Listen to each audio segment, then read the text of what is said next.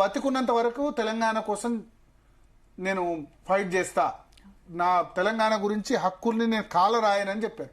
అంటే ప్రజల్లో ఏంటంటే ఒకటి వీళ్ళొక పర్సెప్షన్ బిల్డప్ చేస్తున్నారు బీఆర్ఎస్. ఏంటంటే కేసీఆర్ చంద్రబాబు రేవంత్ రెడ్డి ఒకటి, ఆయన చంద్రబాబు కోసం నీళ్లు తాకట్టు పెడుతున్నారు అని చెప్పి.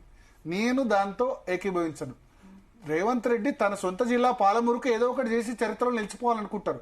ప్రాజెక్టులు, కమిషన్లు, డబ్బులు ఇవన్నీ అన్ని పార్టీలు చేసేవే. బీఆర్ఎస్ చేసేదే, కాంగ్రెస్ చేసేదే. ఏదో కాంగ్రెస్ రేవంత్ రెడ్డి దాని ఏమంటారు శుద్ధపూస అని నేను అనను. ఈ కమిషన్లు, కాంట్రాక్టులు, డబ్బులు రాజకీయాల్లో రేపు ఎన్నికలు గెలవాలంటే ఖచ్చితంగా కావాలి. కొడంగల్, నారాయణపేట, ఈ స్కీములు ఇవన్నీ.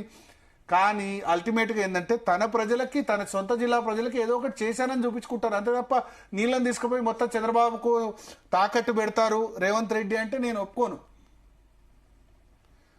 సో ఇవాళ ఆయన ఏం చెప్పారు, నేను ఆన ఒట్టు పెడుతున్నా, నేను డెఫినెట్గా ప్రయోజనాలని తాకట్టు పెట్టను, రాయలసీమ ఎత్తిపోతల పథకం పూర్తిగా ఆపేయడం నా వల్లే, ఇవన్నీ చెప్పడానికి అవకాశం దొరికింది. చచ్చినా ఏమాట అన్నారు, చచ్చినా తెలంగాణ కోసం చస్తా, బ్రతికినా తెలంగాణ కోసం బ్రతుకుతా, ప్రాణం ఉన్నంత వరకు తెలంగాణ ప్రజల ప్రయోజనాల కోసం పనిచేస్తా, తెలంగాణ ప్రజలకు మేలు చేయాలన్నదే నా ఆలోచన, దేవుడి మీద ఆన, నేనున్నంత కాలం తెలంగాణ ప్రజల హక్కులకు మంగగలనివా అన్నారు.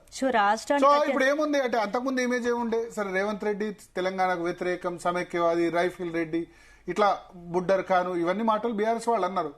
బట్ అల్టిమేట్ గా ఆయన ఎక్కడైతే ఆయన వీక్ పాయింట్ ఉందో ఆ వీక్ పాయింట్ నుంచి ఆయన కొట్టుకొచ్చారు. అందశ్రీ, తెలంగాణ జాతీయ గీత, తెలంగాణ జయ జయ హే తెలంగాణ పాటని రాష్ట్ర గీతంగా ప్రకటించడం, ఉద్యమకారులకు మేము ఏదో చేస్తున్నామని చెప్పుకునే ప్రయత్నం చేయడం, వీక్ వికెట్ నుంచి దాన్ని తన వీక్నెస్ ఏంది, ఈయన తెలంగాణవాది కాదు, సమైక్యవాది, లేకపోతే సమైక్య రాష్ట్రం, చంద్రబాబు పంచన చేరారు, ఇవన్నీ విమర్శల నుంచి. రాష్ట్రానికి అత్యంత కీలకమైన నీటి అంశంపై బీఆర్ఎస్ అసెంబ్లీలో గట్టిగా నిలదీయాల్సిన టైంలో వెనక్కడుగేసిందని చెప్పొచ్చు. ఎస్, అందుకని నేను చెప్తున్నా బీఆర్ఎస్ వెనక్కడుగు వేయడం అన్నది బ్లండర్ మిస్టేక్. కేసీఆర్ గొప్ప రాజనీతిజ్ఞుడు కాదనిలేము, కానీ అన్ని సందర్భాల్లో ఆయనే కరెక్ట్ కాదు. ఆయనే కరెక్ట్ అయి ఉంటే మొన్న ఎలక్షన్ ఓడిపోయేవాళ్ళు కాదు కదా. మొన్న ఎమ్మెల్యేలకు 35 టికెట్లు మార్చమంటే హరీష్ రావు, కేటీఆర్ చెప్తే విన్నాడా కేసీఆర్? మార్చుంటే ఇవాళ ఈ కాంగ్రెస్ ప్రభుత్వం వచ్చేదా? తర్వాత నువ్వు ఓడిపోతున్నావు అంటే నమ్మాడా? బీఆర్ఎస్ పార్టీ పెట్టాడు, కానీ ఓడిపోతున్నావని ఆయనకు 10 రోజుల ముందో 15 రోజుల ముందో తెలిసింది. ఇప్పుడు చేసింది కూడా తప్పే. సెషన్ మొత్తం బహిష్కరించడం ఎందుకు? సెషన్ మొత్తం బహిష్కరించడం వల్ల ఇక్కడ వన్ సైడ్ బ్యాటింగ్ వల్ల ఏం జరిగింది ఇవాళ రాత్రి అందరు చూడలేదా? అదే బీఆర్ఎస్ టీం ఉంటే కేటీఆర్ కౌంటర్ చేస్తుంటే వేరే విధంగా ఉండేది కదా. రేవంత్ రెడ్డిని బాగా మాట్లాడతాడు కదా కేటీఆర్, బాగా మాట్లాడతాడు కదా హరీష్ రావు. వాళ్ళు ఉన్నప్పుడు సభలో వాళ్ళ సైడ్ వెర్షన్ కూడా వెళ్ళింది కదా. ఇప్పుడు వన్ సైడ్ వెర్షన్ వెళ్ళింది. రేపు పవర్ పాయింట్ ప్రజెంటేషన్ పెడతారట, ఇస్తారు. ఏదో ఛానల్స్ ఏదో వాళ్ళేదో మాట్లాడితే వీళ్ళేదో ఇస్తారు.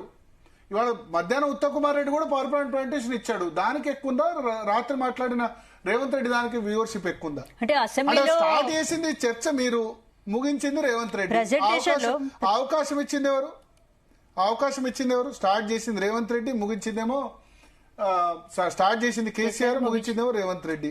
అవకాశం అసెంబ్లీలో ప్రశ్నలు అడగకుండా బయట విమర్శలు చేయడం కరెక్ట్ కాదు. అసెంబ్లీలో నిలదీయాల్సిన టైంలో నిలదీస్తే బాగుంటది. సో ఇంకో 2-3 మాటలు అన్నారు. చిన్నోడినైనా దేవుడి దయతో నాకు గొప్ప అవకాశం వచ్చింది, చిన్న తప్పు కూడా చేయను, తోలు తీస్తా అన్నోడి 4 కోసేస్తా అన్నారు. అంటే కేసీఆర్ ను చంద్రబాబు వస్తాడు, జగన్ వస్తాడు చూస్తా, జూరాల నుంచి 80 టీమ్స్ ఎత్తుకపోతా, ఇవన్నీ మాటలు అన్నారు. సరే నిజంగా చేసి చూపిస్తే మంచిదే. సో ఒకటి ఇక్కడ వన్ సైడ్ అయిపోయింది చాలా. నేను మళ్ళీ చెప్తున్నా, బీఆర్ఎస్ బ్లండర్ మిస్టేక్. ఏదైతే సభకి ఇవాళ రాకపోవడం అన్నది బ్లండర్ మిస్టేక్. ఈ మాట చెప్తే బీఆర్ఎస్ వాళ్ళకి నచ్చకపోవచ్చు. ఎందుకంటే సైకో ఫ్యాన్సీ అన్నది ఉంటే గనక ఏ రాజకీయ పార్టీ బాగుపడదు. తప్పును తప్పులాగా యాక్సెప్ట్ చేయాలి. యాక్సెప్ట్ చేయకపోతే తెలుసు.